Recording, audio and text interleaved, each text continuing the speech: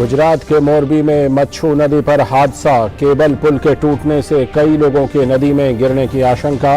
राज्य सरकार ने की 7 लोगों के मौत की पुष्टि। एनडीआरएफ की टीमों सहित प्रशासन बचाव और राहत कार्य में जुटा। प्रधानमंत्री ने गुजरात के मुख्यमंत्री से बात कर हर संभव मदद का दिया भरोसा। वडोदरा में C-295 परिवहन विमान निर्माण केंद्र की प्रधानमंत्री ने रखी आधारशिला। बताया make in India, make for global की शुरुआत। कहा बीते 8 सालों में भारत ने बदला काम चलाऊ फैसलों का तरीका। निवेश विनिर्माण का हब बना भारत।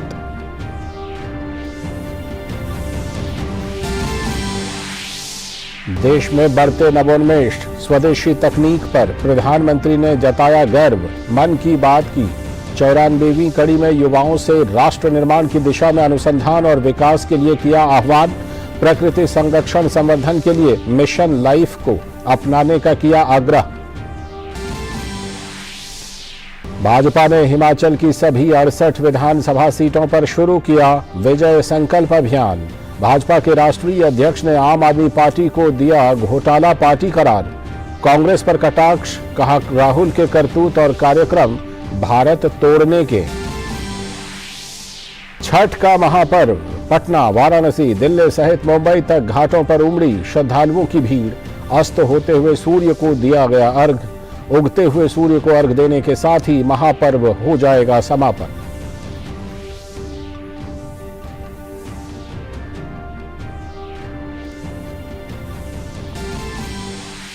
खेल की खबरों में भारत दक्षिण अफ्रीका T20 मैच में दक्षिण अफ्रीका ने रोका भारत का विजय अभियान। भारत ने बनाए 133 रन। दक्षिण अफ्रीका ने 5 विकेट गंवाकर किया लक्ष्य हासिल। अफ्रीका के जीत से ही पाकिस्तान सेमीफाइनल की रेस से हो सकता है बाहर। और सोमालिया की राजधानी मोगादिशु में आतंकियों ने किए 2 बम धमाके। 100 से भी ज्यादा लोगों की हुई मौत। 300 से ज्यादा लोग हुए घायल। भारत ने की हमले की कड़ी निंदा।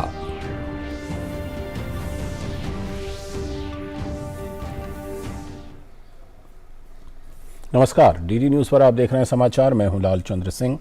देखते हैं खबरों को विस्तार से। सबसे पहले बात एक हादसे की खबर, दुखद हादसे की खबर।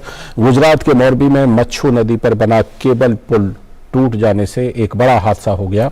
इस घटना के दौरान पुल के ऊपर खड़े कई लोग नदी में गिर गए। गुजरात सरकार ने अभी तक 7 लोगों के मारे जाने की पुष्टि की है।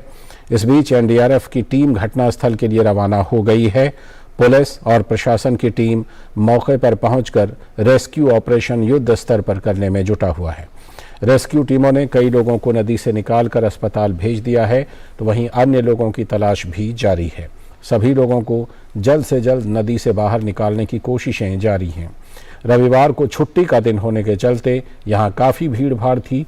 गुजरात के मुख्यमंत्री भूपेंद्र पटेल ने हादसे पर दुख जताया है।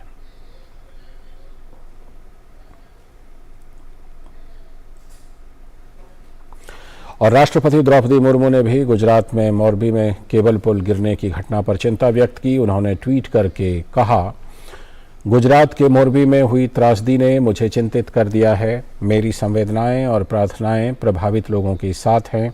राहत और बचाव के प्रयासों से पीड़ितों को राहत मिलेगी। तो राष्ट्रपति ने ये बात कही है उस हादसे पर। तो वहीं प्रधानमंत्री नरेंद्र मोदी ने मुख्यमंत्री से बात कर हर संभव मदद का भरोसा दिया है। पीएम मोदी ने गुजरात के मोरबी हादसे पर दुख जताया है। पीएम मोदी ने 50,000 रुपये की अनुग्रह राशि की भी घोषणा की है। पीएम मोदी ने ट्वीट करके कहा 2 लाख रुपए और घायलों को 50,000 रुपये दिए जाएंगे। मोरबी में हादसे में जान गंवाने वालों में से प्रत्येक के परिजनों के लिए प्रधानमंत्री राष्ट्रीय राहत कोष से 2 लाख रुपए और घायलों को 50,000 रुपये दिए जाएंगे। केंद्रीय मंत्री अमित शाह ने भी मोरबी हादसे पर दुख जताया है। उन्होंने ट्वीट करके कहा, मोरबी में हुए हादसे से अत्यंत दुखी हूं। गुजरात के गृह राज्य मंत्री और अन्य अधिकारियों से बात की। स्थानीय प्रशासन पूरी तत्परता से राहत कार्य में लगा है। एनडीआरएफ भी शीघ्र घटनास्थल पर पहुंच रही है। घायलों के तुरंत उपचार के निर्देश दिए हैं।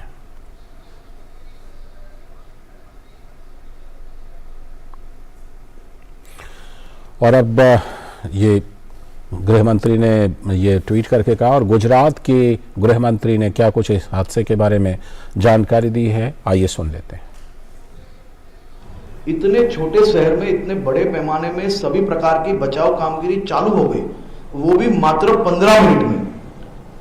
सरकार बहुत ही गंभीरता से ये पूरी बचाव कामगिरी, खुद मुख्यमंत्री जी निरीक्षण कर रहे हैं। 7 लोगों की मौत हुई है, ऐसा आंकड़ा अधिकतर रूप से आया है, और जो लोग अस्पताल पहुंचे उनमें से अधिकतर लोग बच गए हैं और उनकी ट्रीटमेंट चालू है। और इस घटना पर और ज़्यादा जानकारी के लिए हम बात करते हैं मोरबी से हमारे संवाददाता रवि मोडवानी से। रवि, जिस तरह से ये घटना घटी है, अभी तक राज्य सरकार भी 7 लोगों के मारे जाने की पुष्टि कर रही है। किस तरह से अभी जानकारी मिल रही है और राहत और बचाव कार्य में कितनी तेजी आ चुकी है, क्योंकि गृह मंत्री कह रहे थे कि 15 मिनट के अंदर अंदर वहां पर राहत और बचाव कार्य पहुंच गए हैं और तेजी से ये काम चल रहा है। जी जरूर से, और मोरबी में जिस तरह से घटना बनी, पूरा वही प्रशासन एक्टिव हो चुका और लोगों को बचाने के लिए उन्होंने पूरी जहमत उठा ली, लेकिन घटना इतनी भयानक थी कि उसमें इतने सारे लोगों की जान गई। अभी पूरे मोरबी शहर को आवाजाही के लिए बंद कर दिया है, सिर्फ एम्बुलेंस से चल रही है और तमाम समाज सेवी लोग भी हॉस्पिटल और घटनास्थल पर पहुंच गए हैं। जितने लोग अंदर फंसे उन्हें बचाने की कामगिरी अभी तेज चल रही है और ज्यादा से ज्यादा लोगों को जान बचाई जाए, इस तरह से प्रशासन अभी काम कर रहा है। साथ बात करें कि एयरफोर्स की टीम भी शायद मोरबी आए, पानी में से जो अभी वहां पे घना अंधारा है जो वहां पे काम किया जा सके, इस तरह से प्रशासन अभी काम कर रहा है। जी रवि, जिस तरह से ये हादसा हुआ है, इसकी वजह क्या रही? क्या पुल में किसी भी तरह की कमजोरी थी या फिर ओवरलोड हो गया, एक साथ काफी लोग उस पर आ गए? किस वजह से ये हादसा अभी तक क्या पता चल पाया है इस बारे में? अभी एक जो आधिकारिक तौर पे कुछ नहीं बता सकते, लेकिन ज्यादा लोगों की वजह से ये पुल टूटा है, ऐसा अभी अनुमान लगाया जा रहा है। जी रवि, राहत और बचाव कार्य में जिस तरह से टीमें जुट गई हैं, अभी तक क्या गोताखोरों का इस्तेमाल किया जा रहा है? जो डाइवर्स हैं, गोताखोर हैं, क्या वो पानी के अंदर लोगों को तलाशने की कोशिश कर रहे हैं? किस तरह से राहत और बचाव कार्य चल रहा है? पानी के अंदर वहां घना अंधेरा है, लेकिन स्थानिक गोताखोर और प्रशासन के दोनों साथ मिलकर लोगों को अंदर से निकालने की पूरी प्रक्रिया कर रहे हैं। जी रवि, ये बताइए कि वहां पर घायलों की संख्या के बारे में कुछ पता चल पाया है क्या, कि कितने घायल हैं, उनको इलाज किस तरह से मिल पा रही है? घायलों की संख्या भी आधिकारिक रूप से नहीं दी गई, लेकिन सरकार और लोगों को बचाने की कामगिरी अभी चल रही है। जी रवि, वहां पर आसपास में अस्पताल कितनी दूरी पर है? क्योंकि जो कोई भी घायल वहां पर बचाए जा सकेंगे, उनको जाहिर सी बात है कि जो राहत और बचाव दल है, जो टीमें हैं, वो वहीं पर लेकर जाएंगे, तो वहां से अस्पताल की लगभग कितनी दूरी है? अस्पताल की दूरी शायद 1 से 1.5 किलोमीटर होगी, लेकिन बीच में जो ट्रैफिक था उससे सबको क्लियर कर दिया गया है और लोगों को जल्दी से जल्दी अस्पताल पहुंचाने की अभी प्रशासन कार्यवाही कर रहा है। जी रवि, क्या इस बारे में अभी तक एनडीआरएफ की टीम ने या फिर किसी ने बात की है? कुछ जानकारी बात करके आधिकारिक तौर पर, ऑफिशियल तौर पर कोई जानकारी दी है बचाव एवं राहत टीम के किसी सदस्य ने? जी अभी आधिकारिक तौर पर किसी ने कोई नहीं इंफॉर्मेशन दी है, लेकिन प्रशासन का पहला प्रयास ये है कि ज्यादा से ज्यादा लोगों को बचाया जा सके और अगर पानी में कोई है तो कुछ लोग मिसिंग है उसे।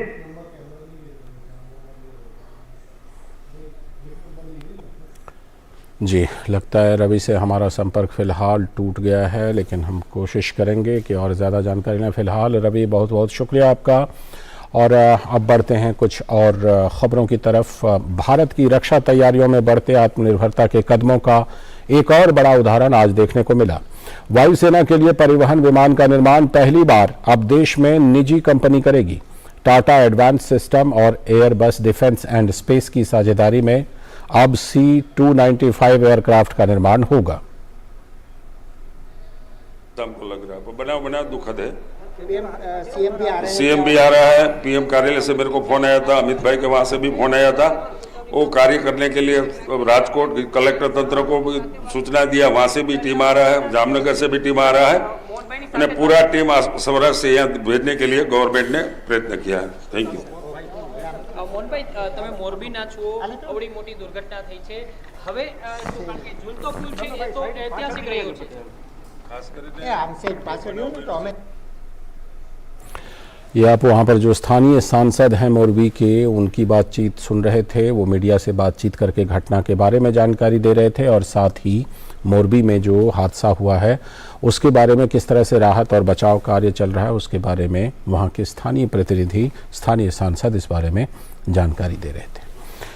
और अब बढ़ते हैं दूसरी खबर की तरफ। भारत की रक्षा तैयारियों में बढ़ते आत्मनिर्भरता के कदमों का एक और बड़ा उदाहरण आज देखने को मिला।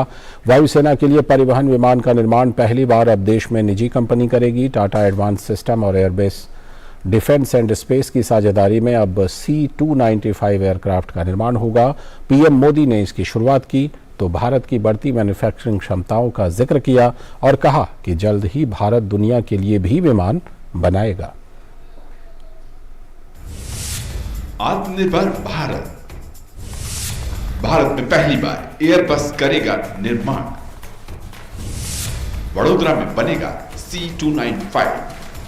भारत आज अपना फाइटर प्लेन बना रहा है। भारत आज अपना टैंक बना रहा है, अपनी सबमरीन बना रहा है और सिर्फ इतना ही नहीं, भारत में बनी दवाइयां और वैक्सीन भी आज दुनिया में लाखों लोगों का जीवन बचा रही है। यूरोप से बाहर पहली बार एयरबस करेगा निर्माण। वडोदरा गुजरात में बनेगा एयरबस का C-295 एयरक्राफ्ट। प्रधानमंत्री नरेंद्र मोदी ने रखी विमान विनिर्माण परियोजना की आधारशिला। टाटा एडवांस सिस्टम्स और Airbus defence and space Spain साझेदारी कर भारतीय सेना के लिए C-295 एयरक्राफ्ट का निर्माण करेंगे। ये परियोजना कुल 21,935 करोड़ रुपए की है। प्रधानमंत्री ने कहा कि मोबाइल फोन हो या भारत में बनी कार, कई देशों में छाई हुई हैं। Make in India, make for the globe, इस मंत्र पर आगे बढ़ता रहा भारत आज अपने सामर्थ्य को और बढ़ा रहा है। अब भारत ट्रांसपोर्ट प्लेन का भी बहुत बड़ा निर्माता बनेगा। आज भारत में इसकी शुरुआत हो रही है और मैं वो दिन देख रहा हूं जब दुनिया के बड़े पैसेंजर प्लेन्स भी भारत में ही बनेंगे। वडोदरा में बनने वाले विमान मिलिट्री ट्रांसपोर्ट एयरक्राफ्ट होंगे। ये विमान एक साथ 71 सैनिक या 50 पैराट्रूपर्स को एक साथ ले जाने में सक्षम होंगे। एरो क्षेत्र में भारत के बढ़ते कदम पर प्रधानमंत्री ने संतोष जताया। वहीं उन्होंने कहा कि अब देश में सिर्फ सर्विस सेक्टर में ही नहीं बल्कि मैन्युफैक्चरिंग क्षेत्र के विकास पर भी जोर दिया जा रहा है। यही वजह है कि वडोदरा में विमान का विनिर्माण संभव हुआ है और इसमें देश के 100 से ज्यादा MSME सेक्टर भी जुड़ेंगे। ये पहली बार है कि भारत के डिफेंस एरोस्पेस सेक्टर में इतना बड़ा निवेश हो रहा है। यहां बनने वाले ट्रांसपोर्ट एयरक्राफ्ट हमारी सेना को तो ताकत देंगे ही, इससे एयरक्राफ्ट मैन्युफैक्चरिंग के लिए एक नए इकोसिस्टम का भी विकास होगा। भारत के ट्रांसपोर्टेशन क्षेत्र में एयर का बढ़ता दायरा नई संभावनाओं को जन्म दे रहा है। प्रधानमंत्री ने कहा कि भारत में बढ़ती मांग के मद्देनजर वडोदरा में विमान विनिर्माण केंद्र को प्रधानमंत्री ने एक शुरुआत बताया। साथ ही बताया कि देश दुनिया का सबसे सस्ता मैन्युफैक्चरिंग हब बनकर उभर रहा है। उन्होंने कहा कि बीते 8 साल में हुए कई सुधारों, बदलावों और ईज ऑफ लाइफ के लिए किए गए प्रयासों की बदौलत देश का मिजाज बदला है। इन 8 साल के दौरान 160 देशों की कंपनियों ने भारत में 60 क्षेत्रों और 31 राज्यों में निवेश किया है, जिसमें एविएशन क्षेत्र में $3 बिलियन का निवेश किया गया है। आज का भारत एक नए माइंडसेट, एक नए वर्क कल्चर के साथ काम कर रहा है। हमने काम चलाओ फैसलों का तरीका छोड़ा और विकास के लिए, निवेशकों के लिए कई तरह के इंसेंटिव लेकर आए। हमने production link incentive scheme launch की, जिससे बदलाव दिखने लगा। आज हमारी पॉलिसी स्टेबल है, प्रिडिक्टेबल है और फ्यूचरिस्टिक है। प्रधानमंत्री ने बताया कि 2025 तक डिफेंस मैन्युफैक्चरिंग का क्षेत्र $25 बिलियन का हो जाएगा और इसमें से $5 बिलियन डिफेंस निर्यात का हो जाएगा। वहीं वडोदरा में विनिर्मित होने वाले एयरक्राफ्ट C295 में से 16 एयरक्राफ्ट सीधे एयरबस से खरीदे जाएंगे, बाकी 40 वडोदरा में ही बनाए जाएंगे। भारत में निर्मित विमान की आपूर्ति 2026 से शुरू हो जाएगी, जबकि स्पेन से आने वाले 16 विमान 2023 से 2025 के बीच में भारत को मिल जाएंगे। एयरक्राफ्ट मैन्युफैक्चरिंग यूनिट की शुरुआत के साथ ही प्रधानमंत्री ने कई बातों का जिक्र किया। आने वाले समय में एविएशन सेक्टर में 2000 से ज़्यादा जहाज़ों की ज़रूरत पड़ेगी और अगर हमारा निजी क्षेत्र इसमें बढ़ चढ़कर हिस्सा लेगा तो न केवल इस ज़रूरत को हम पूरा कर पाएंगे, बल्कि दुनिया के दूसरे मुल्कों तक भी अपने यहाँ बनने वाली सुविधाओं का लाभ पहुँचा पाएंगे। कैमरामैन रंजीत के साथ धीरज सिंह, DD न्यूज़, बड़ौदा। और विनिर्माण केंद्र की इस आधारशिला कार्यक्रम में टाटा सन्स के चेयरमैन एन चंद्रशेखरन और एयरबस के मुख्य वाणिज्यिक अधिकारी क्रिश्चियन शेरेर ने विनिर्माण केंद्र की सराहना करते हुए इसे युवा उद्यमियों के लिए रोजगार की दिशा में बेहतर अवसर बताया। I'm confident that this project will propel India into the next generation of advanced manufacturing. It will build a diverse and very highly sophisticated skills, ecosystem, supplier base, and more importantly, give tremendous high-tech opportunity for young entrepreneurs and students. And this will also catapult India to produce quality systems, which will help India to produce high precision and high quality manufacturing products. We will be delivering an aircraft that will strengthen the Indian Air Force and serve the Honorable Prime Minister's vision of an Atmanirbhar Bharat. The C295 program will kickstart a defense-focused private industrial ecosystem in this country, and its execution will create thousands of jobs and a robust local supplier base. The C295 is the latest of Airbus's contributions towards powering India's aerospace and defense sector. और अगली खबर, राष्ट्रीय एकता दिवस के मौके पर प्रधानमंत्री नरेंद्र मोदी केवड़िया में स्टैचू ऑफ यूनिटी पर सरदार पटेल को श्रद्धांजलि देंगे। इस दौरान राष्ट्रीय एकता दिवस परेड भी होगी, जिसमें बीएसएफ और 5 राज्यों के पुलिस बल हिस्सा लेंगे। इसके अलावा एक विशेष आकर्षण अंबाजी के आदिवासी बच्चों के म्यूजिकल बैंड की प्रस्तुति भी होगी। बैंड के सदस्य कभी अंबाजी मंदिर में भीख मांगते थे। देखिए ये रिपोर्ट।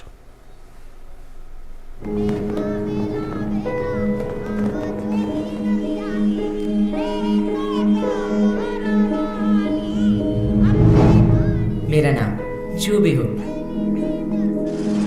लोग मुझे अलग अलग नाम से बुलाते थे। छोटू, भिखारी, बेचारा, गरीब। तो बेन हो करिए तो मैं पैसा तो जोजे के भणवा माते। गरीब मानस को कोई मजूरी नहीं था, पेट गुजारो था ऐसे। मेरा पता अंबाजी का ये गब्बर। मैं और मेरे दोस्त 11 साल पहले 11 नंबर की बस से रोज ये 1100 सीढ़ियां चढ़ते उतरते, गीत गाते, पैसे कमाते। ऐसे में एक दिन हमें पंख मिले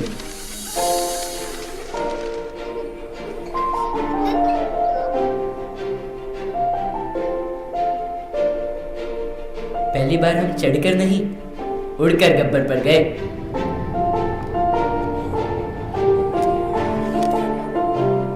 और उतरे सीधे स्कूल के आंगन में। पहले का यूनिफॉर्म देखिए और आज का देखिए। मुझे बहुत पसंद है ये यूनिफॉर्म।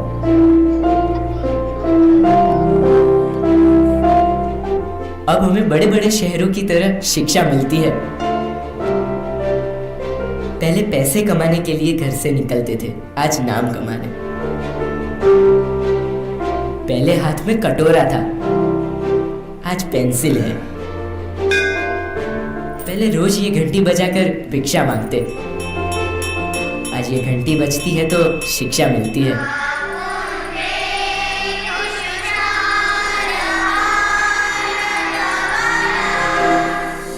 पहले एक तारा बजाते थे और गाते थे, आज हमारा खुद का ये बैक पाइपर बैंड है। મારી એવી ઈચ્છા છે કે હું ઇન્ડિયન આર્મીમાં જાઉં અને દેશની રક્ષા કરું।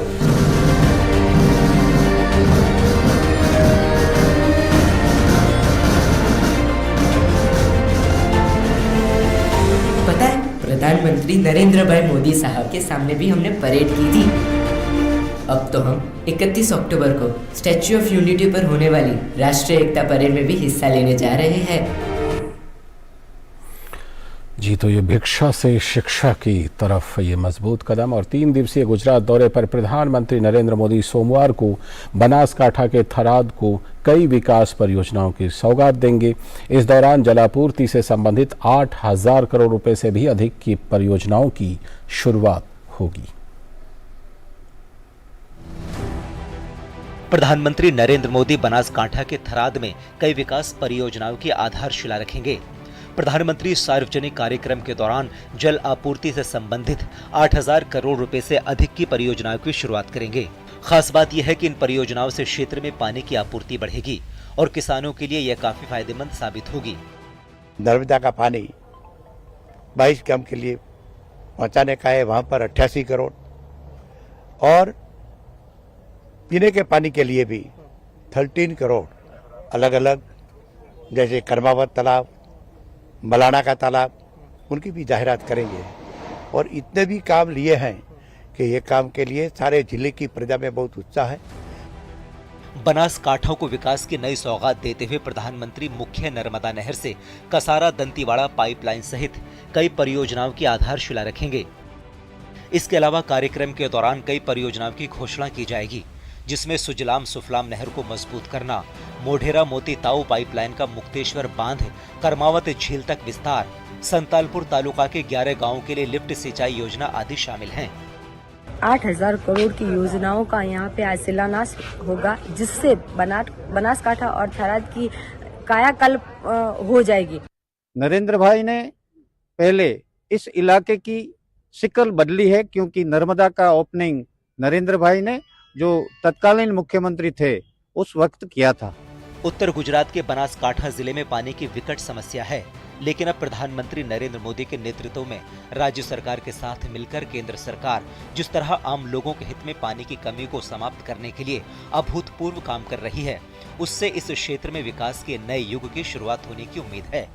8,000 करोड़ से ज्यादा की ये परियोजनाएं बनासकांठा और उसके आसपास के इलाकों के लिए आमूलचूल परिवर्तन का काम करेगी। साथ ही यहाँ पे जो पानी की दिक्कत है, जो किल्लत है, उसको भी मिटाने में ये बहुत बड़ी कामयाबी हासिल करेगी।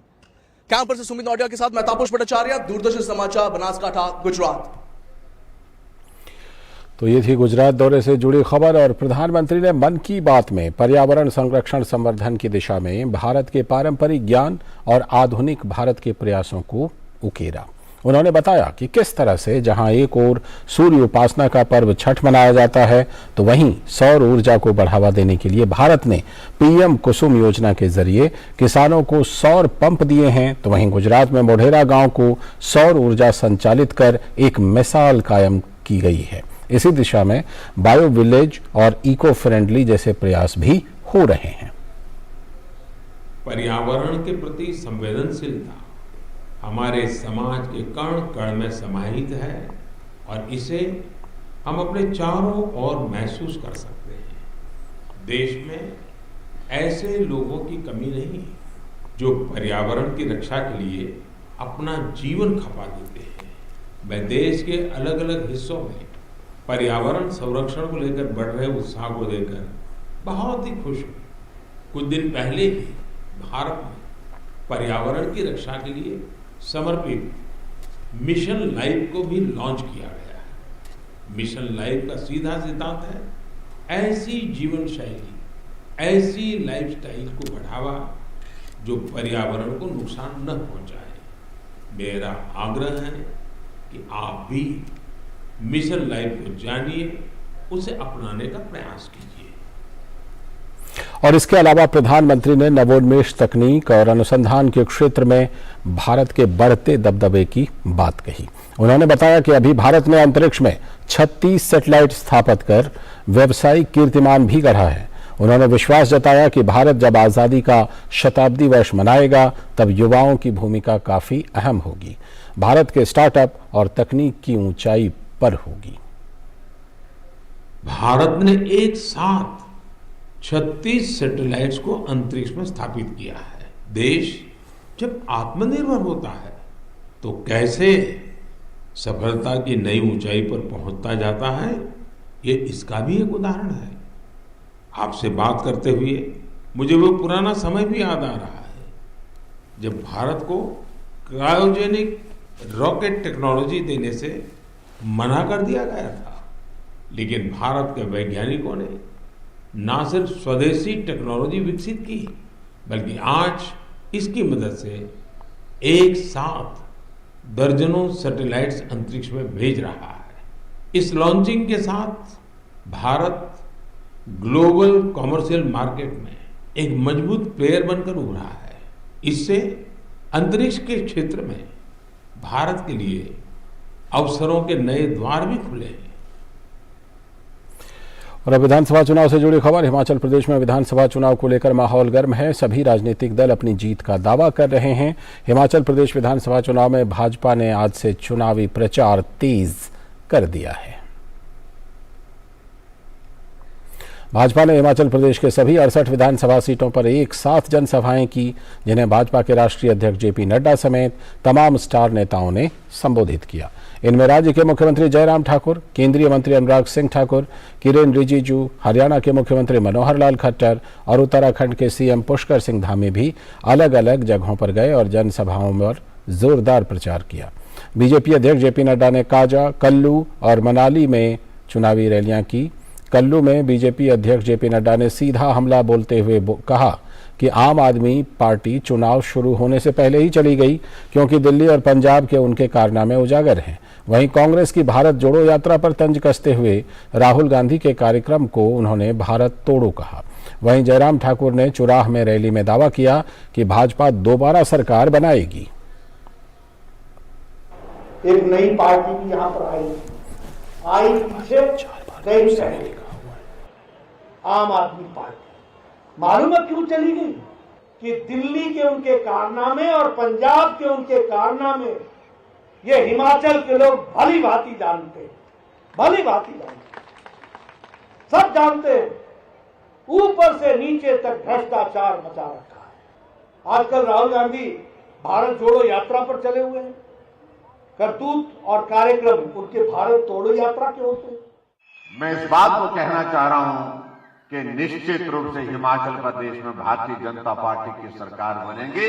ये आप सबका हौसला, आप सबकी हिम्मत, आप सबका जोश था। मैं इस बात को दावे के साथ कह सकता हूं, हिमाचल प्रदेश के गठन के बाद 75 वर्षों में से कोई 5 वर्ष आप निकाल करके देंगे, मैं कह सकता हूं ये 5 वर्ष इस विधानसभा चुनाव के लिए सबसे ज्यादा विकास की नीति है। तो कुल्लू में जेपी नड्डा तो चुराह में जयराम ठाकुर की ये रैलियां। और इसी के साथ हिंदी समाचारों के इस बुलेटिन में इतना ही, लेकिन डीडी न्यूज पर खबरों और कार्यक्रमों का सिलसिला लगातार जारी है। नमस्कार।